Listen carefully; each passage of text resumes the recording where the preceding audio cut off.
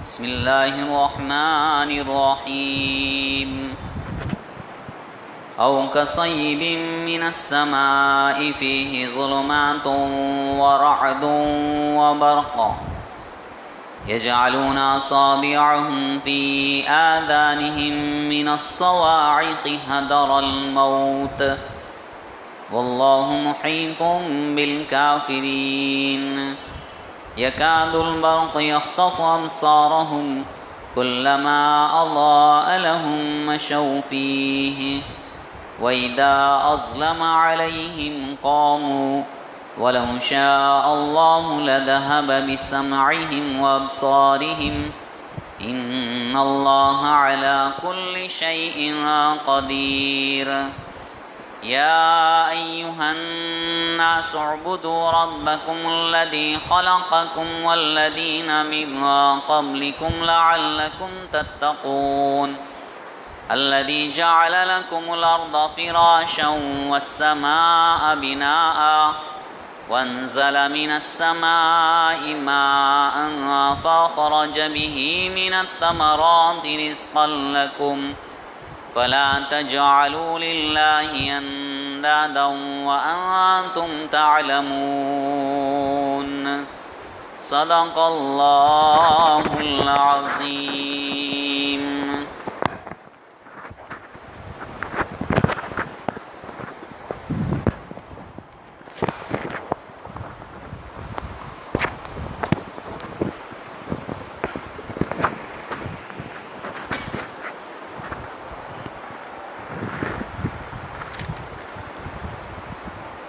محترم دوست اور بزرگوں، آپ لوگوں کے سامنے سورہ بقرہ کی 19، 20، 21 اور 22 نمبر کی آیتوں کی تلاوت کی گئی۔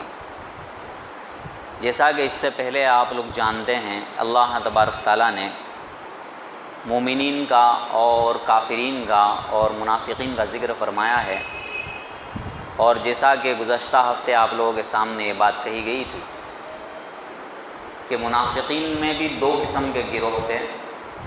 ایک وہ تھے جن کے دل میں کہ پورا کا پورا انکار تھا، صرف نام کا اظہار تھا اسلام کا۔ کچھ لوگ ایسے تھے بیچارے جو یوں ہی سمجھتے تھے، کبھی کبھی ان کو ایسا لگتا تھا کہ اسلام سچا ہے، اور کبھی کبھی ایسا لگتا تھا کہ اسلام جھوٹا ہے۔ جب اسلام کی فتوحات دیکھتے تھے، جب اسلام کی اچھائی دیکھتے تھے تو دل میں یہ خیال آتا تھا کہ یہ صحیح ہے، لیکن جب اسلام پر اور مسلمانوں پر کوئی مصیبت آتی تھی، مثلا غزوہ بدر کے اندر مسلمانوں کی جیت ہو گئی تو لگنے لگا کہ مسلمان سچے ہیں، غزوہ احد میں ہار ہو گئی تب ایسا لگنے لگا کہ مسلمان غلط ہے، جھوٹے ہیں، نعوذ باللہ من ذالک۔ ان کی مثال بیان کر رہے ہیں، کیونکہ قرآن پاک مثالوں کو بیان کرتا ہے کہ ان کی حقیقت سمجھ میں آئے کہ ان کی حقیقت کیا ہے۔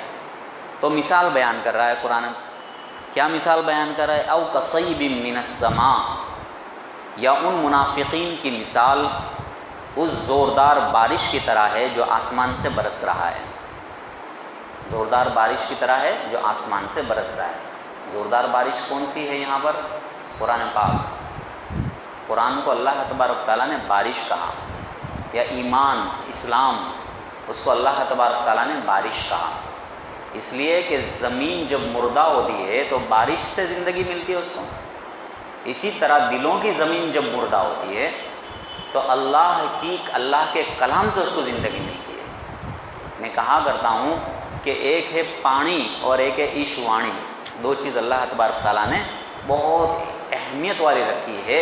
ایک سے روحانی زندگی ملتی ہے اور دوسرے سے جسمانی زندگی ملتی ہے، اور آج اتنی زیادہ سائنس نے ترقی کر لی اور ناستکتا اور الحاد کا اتنا بڑا دور دورہ ہے، لیکن آج بھی انسان بارش کا محتاج ہے۔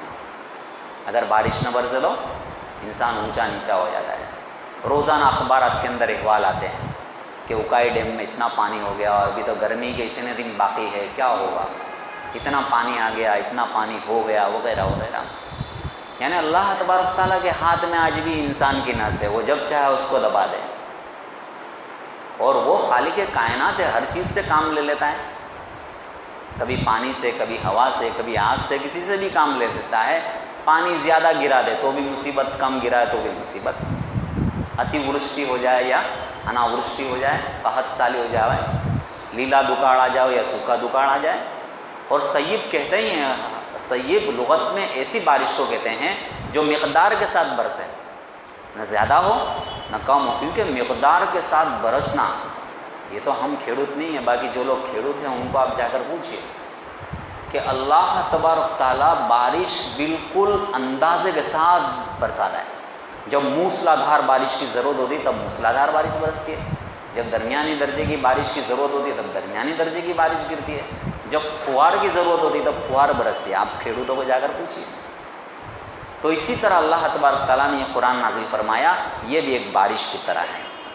فیہ ظلمات و رعد و برق، اس میں اندھیریاں بھی ہے، اس میں کڑک بھی ہے، اس میں بجلی بھی ہے۔ اس قرآن پاک میں کیا ہے؟ جب اللہ تبارک تعالیٰ کافروں کے لیے، منافقین کے لیے عذاب کی وعید سناتا ہے تو گویا کہ کڑک ہے، جب جہنم کا ذکر کرتا ہے گویا کہ وہ بجلی ہے۔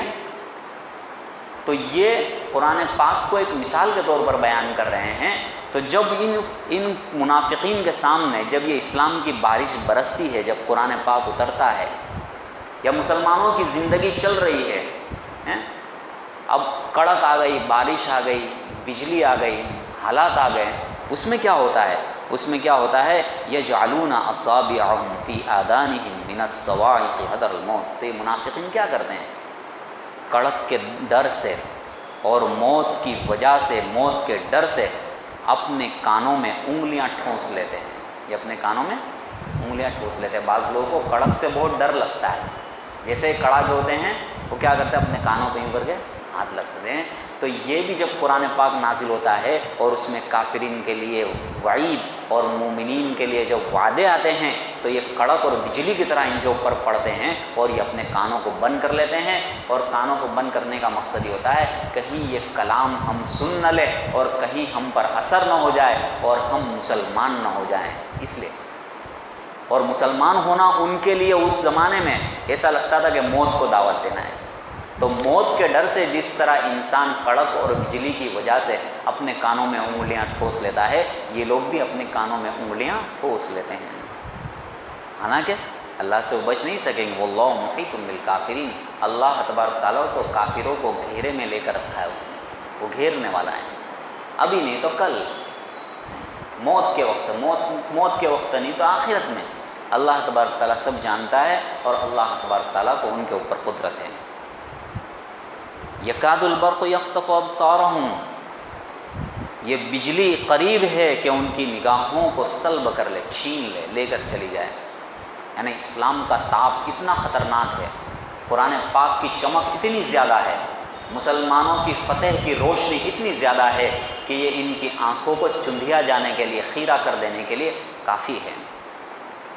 کلما اضاء لهم مشوا فیہ، جب بھی اجالا ہوتا ہے اس میں تھوڑا چل لیتے ہیں۔ جب کوئی مسلمانوں کی امید کی بات آ جاتی ہے، فتح مل جاتی ہے تو دل میں ایسا خیال آتا ہے یہ سچے ہیں، تھوڑا ان کے ساتھ چل لیتے ہیں۔ وَإِذَا أَظْلَمَ عَلَيْهِمْ، اور جب ان کے اوپر اندھیرا چھا جاتا ہے پھر سے ٹھٹک کر رہ جاتے ہیں اپنی بے یقینی میں، اپنے شک میں، اپنے تردد میں۔ یہ منافقین کا حال اللہ بیان فرما رہے ہیں کہ ان کا حال کیسا ہے۔ تھوڑی دیر مسلمانوں کے ساتھ چلتے ہیں، جب مسلمانوں کو کچھ فائدہ مل گیا تو ان کے ساتھ چل لیتے ہیں اور یوں سمجھتے ہیں یہ سچے ہیں۔ جب ان پر کوئی مصیبت آ جاتی ہے تو پھر ان کا ساتھ چھوڑ کر پھر سے کھڑے رہ جاتے ہیں۔ وَلَوْ شَاءَ اللَّهُ لَذَهَبَ بِسَمْعِهِمْ، اور اگر اللہ چاہتے تو ان کے کانوں کو اور ان کی آنکھوں کو سلب کر لیتے۔ بے شک اللہ تبارک تعالیٰ ہر چیز پر قادر ہے۔ اللہ چاہتے تو ان کے کانوں کو سننے سے عاجز کر دیتے، آنکھوں کو دیکھنے سے عاجز کر دیتے، لیکن اللہ تبارک تعالیٰ اپنی طرف سے کسی کو ہدایت کے لیے مجبور نہیں کرتے، کسی کو گمراہی کے لیے مجبور نہیں کرتے۔ اللہ تبارک تعالیٰ دونوں چیز کے لیے مجبور نہیں کرتے۔ پہلے وہ بندے کی طلب دیکھتے ہیں، بندے کی طلب ہدایت کی ہوتی ہے، ہدایت دے دیتے ہیں۔ بندے کی طلب گمراہی کی ہوتی ہے تو اس کو گمراہی دیتے ہیں۔ اللہ کسی کے کان کو، کسی کی آنکھوں کو، کسی کے سوچنے اور سمجھنے کی صلاحیتوں کو اپنی طرف سے اول وہلا میں سلب نہیں کرتے ہیں، بلکہ جب وہ ثابت کرتا ہے کہ میں ہدایت چاہتا ہوں تو ہدایت دیتے ہیں، جب وہ ثابت کرتا ہے کہ میں گمراہی چاہتا ہوں تو گمراہ کرتے ہیں۔ اللہ ہر چیز پر قادر ہے۔ یا ایھا الناس اعبدوا ربکم الذی خلقکم والذین من قبلکم لعلکم تتقون. یہ یہاں پر قدیر پر منافقین کا ذکر ختم ہوا. اللہ تبارک تعالیٰ نے پہلے مومنین کا ذکر فرمایا، پھر کافرین کا ذکر فرمایا، پھر منافقین کا ذکر فرمایا. یہ یہاں پر یہ بیان ختم ہوا. رکوع بدلنے سے اکثر بیان ختم ہوتا ہے، ایک دوسرا بیان شروع ہوتا ہے، دوسری بات شروع ہوتی ہے. یہاں پر دوسری بات شروع ہو رہی ہے، اور وہ دوسری بات یہ ہے کہ اللہ تبارک تعالیٰ نے پہلے انسانوں کی بطور عقیدے کے 3 تقسیم کر دی کہ بھئی یہ 3 طرح کے لوگ ہوں گے، یا تو مومن ہوں گے، یا کافر ہوں گے، یا منافقین بھی ہوں. آج بھی یہاں ہمارے سماج میں یہی لوگ پائے جاتے ہیں، یا تو مومن مخلص ہے، یا تو کافر مخلص ہے، یا منافقین ہے، ادھر کے بھی ہے، ادھر کے بھی ہے، نہ ادھر کے ہے نہ ادھر کے ہے، کچھ بھی کہہ لو آپ. مسلمانوں سے بھی رابطہ ہے، مسلمانوں کے دشمنوں سے بھی رابطہ ہے، پیٹھ میں کنجر بوکے جا رہے ہیں، سب کچھ ہو رہا ہے. تو خیر ہم کسی کا نام نہیں لیتے، بلکہ آپ سمجھ سکتے ہیں. اب اللہ تبارک تعالیٰ ساری انسانیت کو خطاب کر رہے ہیں، کیونکہ قرآن کے بارے میں غلط فہمی مسلمانوں میں بھی پائی جاتی ہے، غیر مسلموں میں بھی پائی جاتی ہے. مسلمانوں میں غلط فہمی یہ پائی جاتی ہے کہ یہ ہماری کتاب ہے، غیر مسلموں میں بھی یہ غلط فہمی پائی جاتی ہے یہ مسلمانوں کی کتاب ہے. مسلمانوں کی کتاب بے شک ہے، اور اس میں کسی شنکا کی کوئی گنجائش ہی نہیں کہ مسلمانوں کی کتاب ہے. لیکن یہ کتاب جو قرآن پاک ہے یہ مسلمانوں کو بھی مخاطب کرتی ہے اور غیر مسلموں کو بھی مخاطب کرتی ہے، انسانوں کو مخاطب کرتی ہے. کیونکہ انسان جو ہے، جو بھی انسان آج ہمارے علاوہ جو کچھ انسان ہے، وہ بھی تو آدم کی اولاد ہے نا. بندر کی اولاد تو ہے نہیں، جانور کی اولاد تو نہیں، حضرت آدم علیہ السلام کی اولاد ہے نا. تو اللہ نے دین کس کے لیے بھیجا ہے؟ بنی آدم کے لیے دین بھیجا ہے نا. اس لیے اللہ تبارک تعالیٰ ساری انسانیت کو بھی بعض آیتوں میں خطاب کرتے ہیں، بلکہ بہت ساری آیتوں میں خطاب کرتے ہیں. بعض محققین کا تو قول یہ ہے کہ قرآن پاک کا بہت بڑا حصہ غیر مسلموں کو مخاطب کرتا ہے، اور اس کا کم حصہ مسلمانوں کو مخاطب کرتا ہے. مسلمانوں کو مخاطب کرنے والا حصہ کم ہے. تو دیکھو اللہ کیا فرماتا ہے، یا ایھا الناس اعبدوا ربکم الذی خلقکم والذین من قبلکم لعلکم تتقون. اے لوگو، کیا کہتا ہے قرآن؟ اے لوگو. اے مسلمانوں نہیں کہا، اے مومنوں نہیں کہا، بلکہ اس کو عام رکھا، کومن. اے لوگو، کیا کہتے ہیں اللہ تعالیٰ؟ اعبدوا ربکم، تم اپنے پروردگار کی عبادت کرو، تم اپنے پالنہار کی عبادت کرو، تم اپنے پری پالک کی عبادت کرو، تم اپنے پالنہار کی پوجا کرو. عبادت پوجا کو کہتے ہیں. کون سا پالنہار؟ کیسا پالنہار؟ کیا اس کی صفات ہے؟ الذی خلقکم، وہ تمہارا پالنے والا جس نے تم کو پیدا کیا ہے. والذین من قبلکم، اور تم سے پہلے لوگوں کو بھی پیدا کیا ہے. لعلکم تتقون، تاکہ تم جہنم کے آگ سے بچ جاؤ، تاکہ تم تقوی والے بن جاؤ. اس آیت میں اللہ تبارک تعالیٰ نے توحید کو بیان کیا ہے، ایک خدا کی عبادت، ایک اللہ کی عبادت کی طرف بلایا ہے، اور بلایا ہے دلیل کے ساتھ. کیونکہ اللہ تبارک تعالیٰ دلیل کے بغیر بات نہیں کرتے ہیں. اللہ نے یوں کہا، یا ایھا الناس اعبدوا، اے لوگو تم اپنے پروردگار کی عبادت کرو. کیوں؟ اس لیے کہ اس نے تم کو پیدا کیا ہے، وہ تمہارا خالق بھی ہے، وہ تمہارا رب بھی ہے. تمہارا خالق اور تمہارے رب ہونے کے ناطے سے اس کا یہ حق ہے کہ تم اس کی عبادت کرو، کسی اور کی عبادت مت کرو. یہ اسلام کا خاصہ ہے کہ اس نے ایسے پروردگار عالم کی عبادت کی طرف بلایا ہے جس نے انسانوں کو پیدا کیا ہے. اس کے بالمقابل آج جتنے بھی مذاہب کو آپ دیکھ لیجیے کہ وہ ایسے خدا کی عبادت کرتے ہیں جس خدا کو خود انہوں نے بنایا ہے. انسان اپنے ہاتھوں سے خداؤں کو بنا رہا ہے. تو اللہ تبارک تعالیٰ یہ فرماتے ہیں کہ ایسے پروردگار عالم کی عبادت کرو جس نے تمہیں پیدا کیا ہے. اور صرف تمہیں پیدا نہیں کیا، تمہارے وڈووں کو بھی پیدا کیا، تمہارے آبا اور اجداد کو بھی پیدا کیا ہے، تمہارے پروجوں کو بھی پیدا کیا ہے. کیونکہ دنیا میں پروجوں کی عبادت کرنے والے، اپنے وڈیلوں کی عبادت کرنے والے بہت پائے جاتے ہیں. بلکہ دنیا کی ایک قوم ایسی ہے کہ جو مر جاتا ہے اس کی عبادت کرنے لگتے ہیں، چاہے اپنا ماں باپ ہی کیوں نہ ہو. کیونکہ وہ سمجھتے ہیں کہ جو مر گیا نا وہ زیادہ طاقتور ہو گیا، جو مر گیا وہ زیادہ طاقتور ہو گیا. حالانکہ اسلام یہ کہتا ہے کہ جو مر گیا وہ زیادہ محتاج ہو گیا. جو مر گیا وہ زیادہ زندہ ہے، وہ تو ابھی تو اختیار ہے اس کے پاس کہ سچائی کو قبول کرے یا سچائی کو قبول نہ کرے. سبحان اللہ کہنے کا اس کو اختیار ہے، لیکن جب مر گیا تو سبحان اللہ کہنے کا اختیار نہیں ہے. اب اس کے لیے کیا ہے جو مر گیا اس کے لیے، جو وفات پا گیا اس کے لیے دعا کرو، اللہ اس کی مغفرت فرما۔ اب وہ دعا بھی نہیں کر سکتا ہے، اپنے لیے بھی نہیں، کسی اور کے لیے بھی نہیں، دعا تو عمل ہے نا، عبادت ہے نا، عبادت کرنے کا اس کے پاس سے موقع چلا گیا۔ اب اس کے لیے فائدے کی چیز یہ ہے ہم اس کے لیے دعا کریں، وہ ہمارے لیے دعا نہیں کرے گا۔ حالانکہ شیطان نے کیا دھوکہ دیا کہ ہم تو صرف اس لیے جاتے ہیں کہ ان کو دعا کرنے کا کہتے ہیں، تو دعا تو اللہ تبارک تعالیٰ زندوں سے لیتا ہے، مردوں کے پاس دعا کا بھی حق نہیں ہے، وہ ان کی احتیاج میں زیادتی ہو گئی۔ تو والذین خلقکم الذی خلقکم، جس نے تم کو پیدا کیا، تمہارے پہلوں کو پیدا کیا تاکہ تم جہنم کی آگ سے بچ جاؤ۔ اللہ تبارک تعالیٰ یہاں پر سب سے بڑی خاصیت یہ بتا رہے ہیں کہ تم اللہ کی عبادت کرو گے، ایک اللہ کی، تو تمہیں جہنم کی آگ سے نجات مل جائے گی۔ ایک ترجمہ یہ بھی کیا گیا ہے کہ تاکہ تم تقوی والے بن جاؤ، دونوں ترجمے صحیح ہے، تم اللہ کی عبادت کرو گے تو تقوی والے بن جاؤ گے، اگر اللہ کی عبادت نہیں کرو گے تمہارا تقوی نہیں ہے۔ دوسری صفت کیا ہے؟ الذی جعل لکم الارض فراشا والسماء بناہا، وہ ذات ہے جس نے تمہارے لیے زمین کو بچھونا بنایا، وہ ذات ہے جس نے تمہارے لیے یعنی تم انسانوں کے لیے اس زمین کو بچھونا بنایا ہے۔ زمین کیسی، اللہ نے کتنی زبردست زمین بنائی ہے، آپ اس کے بارے میں غور و فکر کرو تو آپ حیران رہ جاؤ۔ سونا بھی زمین سے نکل رہا ہے، چاندی بھی زمین سے نکل رہی ہے، کوئلہ بھی زمین سے نکل رہا ہے، ہیرے بھی زمین سے نکل رہے ہیں، گیس بھی زمین سے نکل رہا ہے، پیٹرول بھی زمین سے نکل رہا ہے، گہوں بھی زمین سے نکل رہا ہے، جو بھی زمین سے نکل رہا ہے، پالک بھی زمین سے نکل رہی ہے، اور سبزیاں بھی اور سرزمین۔ کیا خدا کی شان ہے کہ اللہ نے زمین کو کیسی بنائی، نہ اتنی سخت بنائے کہ انسان کھود نہ سکے، نہ ایسی پلپلی بنائے کہ انسان اس پر چل نہیں سکے۔ اللہ تبارک تعالیٰ نے اس کو فرش کے طور پر بنایا، اور زمین کو فرش کے طور پر بنایا، اور آسمان کو کیا بنایا؟ چھت کی طرح بنایا، آسمان کو چھت بنایا۔ یہ سب اللہ تبارک تعالیٰ جو کہہ رہے ہیں نا، ہم مسلمان ہیں نا، ہمارے لیے بہت آسانی سے سمجھ میں آنے والی باتیں ہیں کہ اللہ تبارک تعالیٰ نے ہمیں پیدا کیا ہے، اللہ تبارک تعالیٰ نے ہمارے باپ داداؤں کو پیدا کیا، اللہ نے آسمان کو بنایا، اللہ نے زمین کو بنایا۔ یہ سب ہمیں کامن لگتا ہے، بٹ کیوں اللہ یہ کہہ رہے ہیں، کیوں کہہ رہے ہیں، ہم کو سمجھ میں نہیں آتا، لیکن اس کی بہت اہمیت ہے۔ اس کی اہمیت اس وجہ سے ہے کہ سب سے پہلے تو کچھ لوگ ایسے ہیں جو کہتے ہیں ہم کو کسی نے بنایا ہی نہیں ہے، ناستکوں کی بات کر لیجیے۔ تو یہ جب قرآن کہتا ہے اللہ نے تم کو بنایا ہے، تو اللہ یوں کہنا چاہتا ہے کہ ناستکوں کی بات صحیح نہیں ہے۔ جب اللہ یوں کہتا ہے نا اللہ نے بنایا ہے، تو اس کی بات صحیح نہیں ہے۔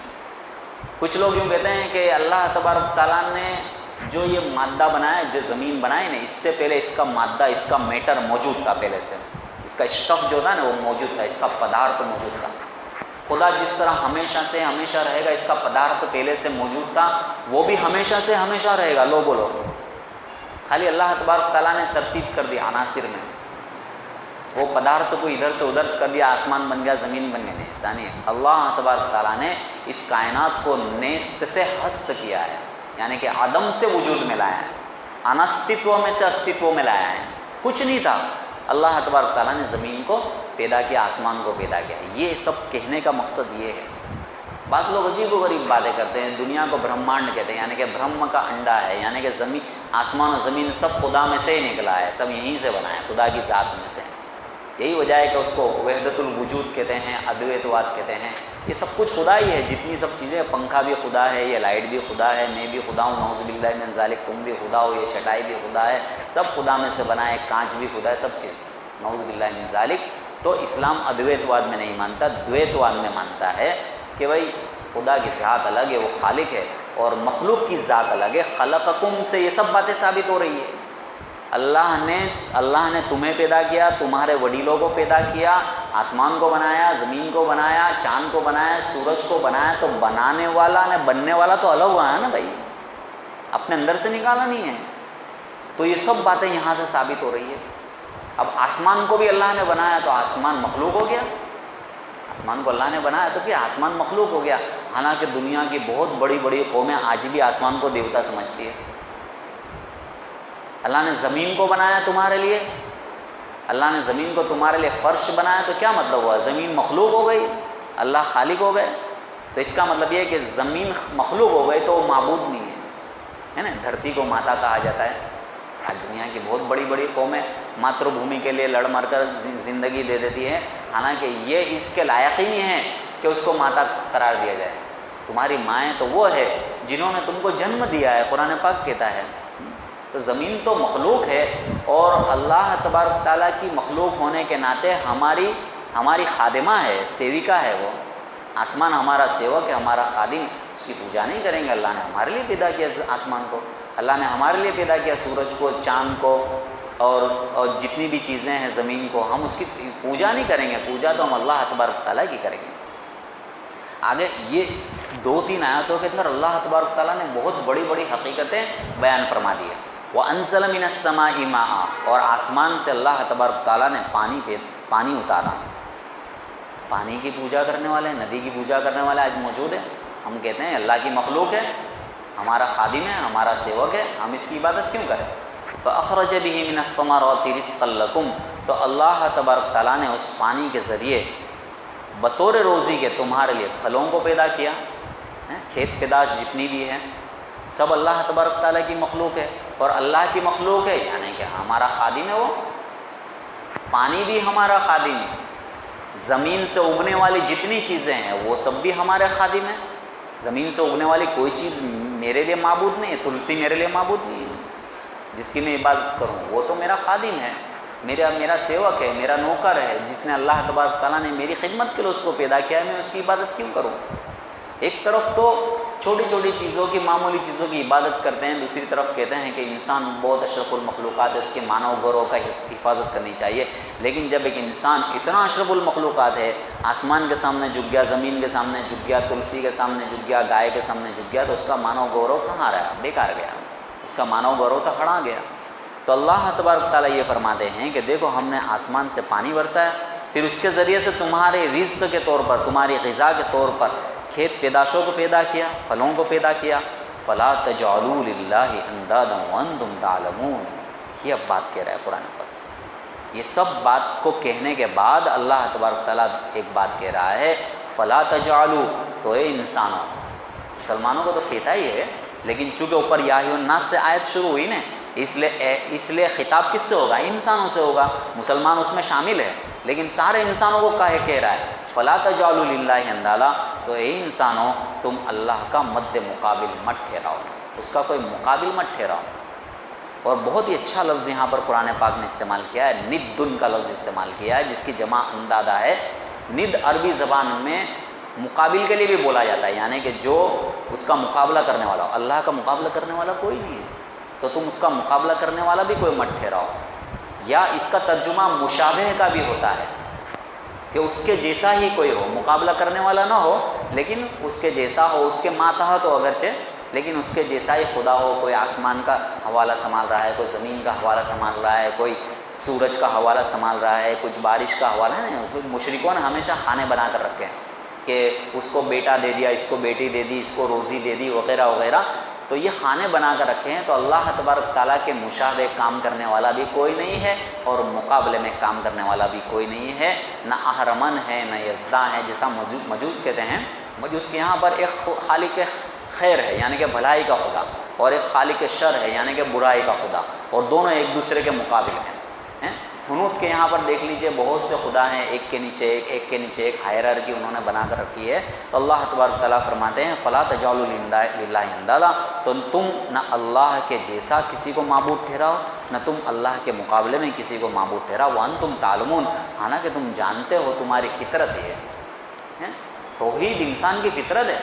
جب بھی ہم فیلڈ میں جاتے ہیں، ہمارے تجربات کہتے ہیں کہ خدا کے ایک ہونے کی جب بھی بات کی جاتی ہے تو سامنے والا آدمی تھوڑا خاموش ہو جاتا ہے. اس کی فطرت اندر سے پکارتی ہے، جس کی وجہ سے اس کی زبان پر خاموشی آ جاتی ہے.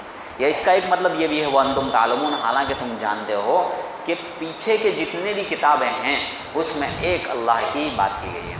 آپ عیسائیوں سے بات کیجئے، آپ یہودیوں سے بات کیجئے، آپ حنوت سے بات کیجئے، جب بھی توحید کی بات کریں گے تو وہ یہ کہ ہاں بھائی یہ تو برابر چھے کہ اوپر اوڑو تو ایک اچھے، ہمیشہ یہ بات آئے گی. لیکن کے بعد پھر شرک آتا ہے. لیکن کنتو پرنتو جو بہت ڈینجر چیز ہے، اس کے بعد شرک آتا ہے. تو اللہ تبارک تعالیٰ کہتے ہیں تم جانتے تو ہو کہ خدا ایک ہی ہے، پھر کیوں خدا کے علاوہ کسی اور کو خدا بنا رہے ہو؟ چاہے وہ اس کے ماتحت یا اس کے مقابل، تم خدا کے علاوہ کسی کو خدا مت بناؤ، بلکہ ایک ہی خدا کی عبادت کرو۔ انشاءاللہ اگلی آیتوں کو ہم آگے دیکھیں گے۔ تو یہ 19 سے 22 تک کا مطلب ترجمہ اور مختصر تفسیر آپ لوگوں کے سامنے پیش کی گئی۔ اللہ تبارک تعالی ہمیں کہنے سننے سے زیادہ عمل کی توفیق نصیب فرمائے۔ وآخر دعوانا ان الحمدللہ رب العالمین۔ مختصر دعا فرمائیں۔ بسم اللہ الرحمن الرحیم، اللہم صلی علی سیدنا محمد وعلی آل محمد وبارک وسلم، نستغفر اللہ الذی لا الہ الا هو الحی القیوم ونتوب الیہ، ربنا آتنا فی الدنیا حسنۃ وفی الآخرۃ حسنۃ وقنا عذاب النار۔ اے اللہ ہمارے گناہوں کو معاف فرما، خطاؤں سے درگزر فرما، آئندہ کی زندگی کے لیے ہدایت نصیب فرما۔ اے اللہ حاضرین مجلس کی مغفرت فرما، انہیں ہدایت عطا فرما، ان کی جائز مرادوں اور تمناؤں کو پوری فرما۔ اے اللہ خیر کے فیصلے فرما، شر کے فیصلوں سے ہماری حفاظت فرما۔ اے اللہ صرف تیری ہی عبادت کرنے کی توفیق عطا فرما۔ اے اللہ ریاکاری سے ہماری حفاظت فرما۔ اے اللہ اخلاص نصیب فرما۔ اے اللہ قرآن پاک کی سمجھ ہمیں نصیب فرما۔ اے اللہ سمجھ کر اس پر عمل کرنے کی توفیق نصیب فرما۔ اے اللہ گمراہ ہونے سے اور گمراہ کرنے سے ہماری حفاظت فرما۔ اے اللہ ہماری ان دعاؤں کو محض اپنے فضل و کرم سے قبول فرما۔ جزا اللہ عنا محمدا بما هو اہلہ صلی اللہ علیہ وسلم۔ سبحان ربک رب العزۃ عما یصفون وسلام علی المرسلین والحمد للہ رب العالمین۔